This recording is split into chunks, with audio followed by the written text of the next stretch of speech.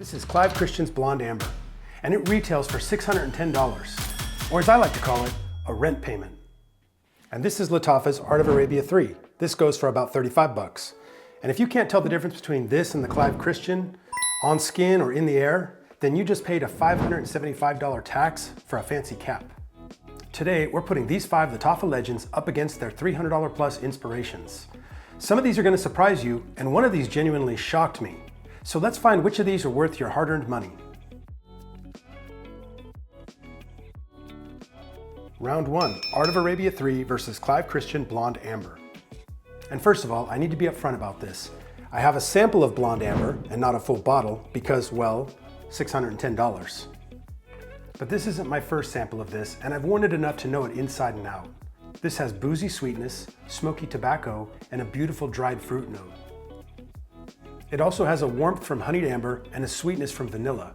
It basically smells very expensive. The top is rum and olibanum, the heart is dried fruits and sandalwood, and the base is tonka bean and vanilla. And looking at the notes, you can see that there's a lot going on this. It's a special occasion fragrance that lasts 12 plus hours and has like nuclear projection. And the price isn't completely crazy when you consider the quality of the raw materials and the performance. And the way this is blended, it almost feels like silky smooth. And this is Art of Arabia 3. And this is one that I noticed really was helped by maturation. Just putting on a shelf and letting it sit for a month, and the scent on this has improved dramatically. And the opening on this one is almost identical. It has that same honeyed amber push and warmth, although I would say the sandalwood on this is a little bit drier and maybe a little bit less sophisticated. Also, the vanilla here is a little bit heavier, but not in a way that's going to be off-putting or anything. Lattafa leans into the sweetness and tones down the booziness. Why? To make it more mass appealing, and it actually really works. They also took a monster performer and maybe even made it stronger. Off the top, this has olibanum and bergamot. The heart is dates and tobacco, and the base is myrrh and vanilla. Now the verdict. If you have the budget and you're treating yourself, get the Clive Christian fragrance. It's the better fragrance all around, and you'll know it every time you wear it. No regrets. But for most people watching this, the Lattafa is going to be the better buy. You get that same warm amber experience, you still get that compliment factor, that head-turning fragrance, but you save $575. That's a car payment or a weekend away. Just get the Lattafa and wear it with zero shame. Round 2 is Mahir Legacy versus Parfums de Marly's Sedley. So Sedley's hard to describe without sounding like I'm overselling it, so just bear with me on this. Sedley basically smells like you took an ice cold can of Sprite and opened it right next to your nose. You get this fizzy, sparkling citrus hit of mandarin and lemon. And underneath there's an almost metallic mint that makes it feel genuinely cold on the skin. Not fresh like a shower gel, but actually cold. And this lasts for the first several minutes. Then it shifts and the citrus fades, and you're left with a clean, woody, aromatic dry down with geranium, rosemary, and sandalwood. It becomes kind of an elevated barbershop scent, like if your barbershop charged $300 and had leather chairs and whiskey in the lobby. Yeah, that kind of vibe. This is crisp, but still airy, and in the summertime, this stuff is a lifesaver. Off the top, you get lemon and mint, in the heart, lavender and rosemary, and the base is ambroxan and creamy sandalwood. The longevity is excellent on this. The sillage is more polite. It's kind of a close personal space scent. It's the kind of scent that you can wear anywhere. You can wear to dates, you can wear to work, anywhere where you don't want to come on too strong, but you want to smell great. And Mahir Legacy does an excellent job of giving you that Sedley experience. It opens with grapefruit, lime, and mint, giving you that same sort of Sprite experience.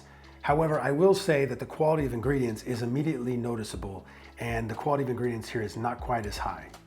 And some even go so far as to say that this smells like a lemon cleaning product. Now, I don't agree with that. It smells great. However, it doesn't have the same beautiful natural fruit smell that Sedley has.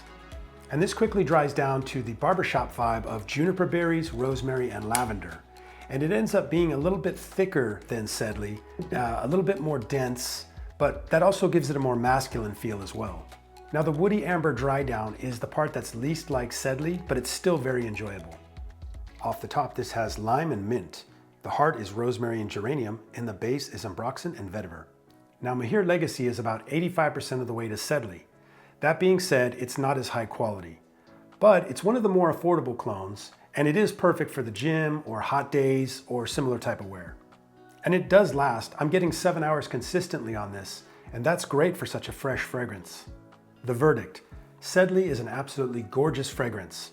Mahir Legacy gets you about 85% of the way, and the last 15% is that really refined, natural smelling fruits and herbal notes that Sedley has and Mahir Legacy wasn't quite able to reproduce. But for 85% of the experience for 1/10 of the price, that's an outstanding result.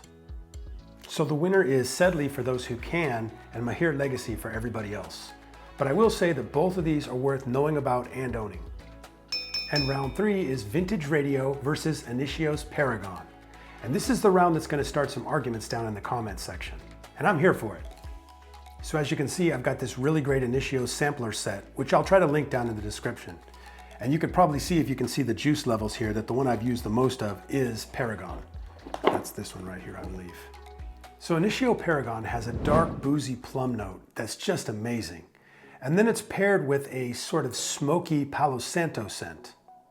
And it also has some creamy sandalwood in the base, as well as a touch of oud. This is basically a masterclass in modern perfumery, and it has a price tag to match. And what makes Paragon so special is balance. It balances that fruity plum with that smoky Palo Santo. The top notes include lavender and sage, the heart is plum and Palo Santo, and the base is sandalwood and oud. The contender is going to be Lattafa's Vintage Radio. So let's go ahead and give this a shot. And right away you smell that same recognizable plum and wood DNA. However, Vintage Radio kind of leans a little bit more into the sweetness of the plum and the creaminess of the sandalwood, which is really smart because those were some of the more interesting aspects of the original fragrance. So by dialing up the sweetness and toning down some of the muskier notes, the darker notes, they've actually made this more mass appealing. In the top, this has lavender and sage. The heart is plum and Palo Santo. The base is sandalwood and oud. So here's my hot take. Lattafa took the best parts of Paragon and made them better and more wearable. And it resulted in a simpler and easier to wear fragrance that for me is more enjoyable. My verdict: buy Vintage Radio. Now Paragon is the more sophisticated fragrance on paper. However, if somebody gifted this to me, I'd happily wear it. But if I'm spending my own money for a plum and wood fragrance, I'm gonna get this one. Vintage Radio is more wearable and more practical, and you're not really sacrificing performance. Vintage Radio is the buy. And if Paragon ever goes on sale, well then maybe. But until then, save your money. And round 4 is going to be Lattafa Asad Elixir versus Hugo Boss Bottled Absolu. Now I know what you're thinking, Lattafa versus Hugo Boss, that's not even fair. And you'd be right, but not in the way you're thinking. And Boss Bottled Absolu is one of the most serious fragrances that Hugo Boss has ever put out. This is a dark, smoky leather and incense fragrance, and it's a niche quality fragrance, but you get it for a designer price. And this one smells great, both on skin and in the air. And this just hits you with leather and incense right from the jump. It smells great, and it really lets you know this, just not another typical Hugo Boss release. And this starts to deepen even further with patchouli and myrrh, and it gives you that dark, earthy, chocolatey smell that people are always talking about with this fragrance. And in the far dry down, you get cedarwood and davana, which adds a fruity smokiness that this fragrance is known for. And it's so good. The top notes are leather and incense, the heart is patchouli and myrrh, and the base is cedarwood and davana. And this is pretty much your prototype for a cold weather fragrance. This lasts like 12 to 14 hours. It projects well, it's strong, it's pleasant, it's warming, really enjoyable. And the contender is Lattafa Asad Elixir. So let's go ahead and spray a shot of this on. Oh, that's really nice. So this opens kind of spicy and yet sweet. It has saffron and pink pepper in the opening. And the mid is where this starts to get a little bit closer to Absolu. This has a smoky tobacco and a cedarwood, and it's sweetened by a hint of vanilla in there. It's actually really great, and for this price point, it's actually a lot more than I would expect. And in the dry down, they list frankincense and patchouli, as well as cashmere. And the cashmere in particular kind of rounds it out and gives it that smoothness.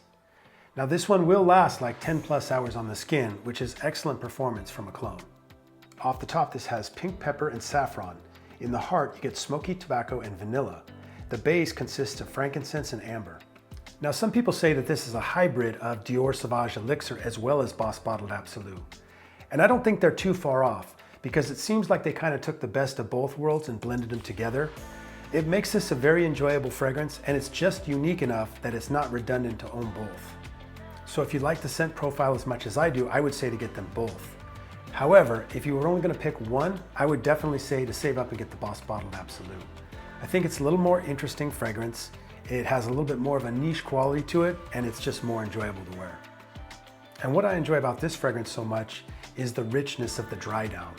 To my nose, I almost get like a mint chocolate quality to it. And now neither one of those are listed notes, and I think it's actually the Divana that's adding a bit of greenness to it. But in any case, for me, this fragrance has a lot of character and it's very enjoyable. My verdict, get Boss Bottled Absolu. And then after you fall in love with it, go and pick up Lattafa Asad Elixir for a twist on the original. Both of these are perfect for cold weather and special occasions. And if you skip to this part of the video, welcome. This is round 5. This is the fight that everybody came for. This is Kilian's Angel Share versus Kamrah Qahwa. And look, we've all heard this debated over and over, so I'm just gonna give you my honest take. Angel Share was created by Kilian Hennessy. And yes, it's the same Hennessy you're probably thinking of. And when they created this, they wanted this to smell like cognac aging in oak barrels. And when you first smell it, you know exactly what they were going for. Now, when they were distilling this cognac, a certain amount would always evaporate into the air, and that's what they called the Angel Share, and that's where this fragrance got its name. Off the top, this has cognac, which makes it smell warm and boozy. And then in the mid, it has a cinnamon and tonka bean, which gives it that signature sort of apple pie smell that everybody describes it as. But it also has oak in the mid, which keeps it from being too sweet. The top is cognac, the heart is cinnamon, tonka bean, and oak, and the base is vanilla, praline, and sandalwood. And the base has that perfect combination of vanilla and praline, which keeps this very gourmand. It's a really nice wintertime fragrance, and it lasts like 10 plus hours on the skin. And the contender is Lattafa Kamrah Qahwa. And this is not a direct clone, it's sort of inspired by Angel Share as well as Gisa Sava. Now off the top, you're gonna get cinnamon, cardamom, and ginger with this. And it does have the same warmth as Angel Share, but it kind of takes you in a little bit of a different direction. Now while Angel Share is described as a boozy apple pie fragrance, I would sort of say this is more like a coffee cake dessert with a latte on the side and maybe a shot of amaretto. It's syrupy sweet and still has that boozy aspect to it, but the coffee helps balance out the sweetness. Off the top, this has cinnamon and ginger. The heart is praline and candied fruits. The base is vanilla, coffee, and tonka bean. And the performance on this is fantastic. 10 plus hours on the skin and even longer on clothes. This is kind of a cool weather only fragrance, and you gotta be careful that you don't overspray it. Now the verdict, which one should you buy? So here's my honest opinion. Angel Share is the better fragrance. It's actually my favorite fragrance in my entire collection. Now it's also one of the most expensive fragrances on this entire list, but to me, it's the one that justifies its price tag the most. But this is important. Kamrah Qahwa is not a direct clone of Angel Share. It has its own identity, and it's definitely not redundant to own both of them. So if I could only have one, it would be Angel Share. But I think that anybody who's serious about fragrance should have Kamrah in their collection. So 5 battles, and what did we learn? The luxury originals are better. Higher quality materials, more nuance, more refinement, but the gap between the original and the clone fragrance keeps getting smaller and smaller.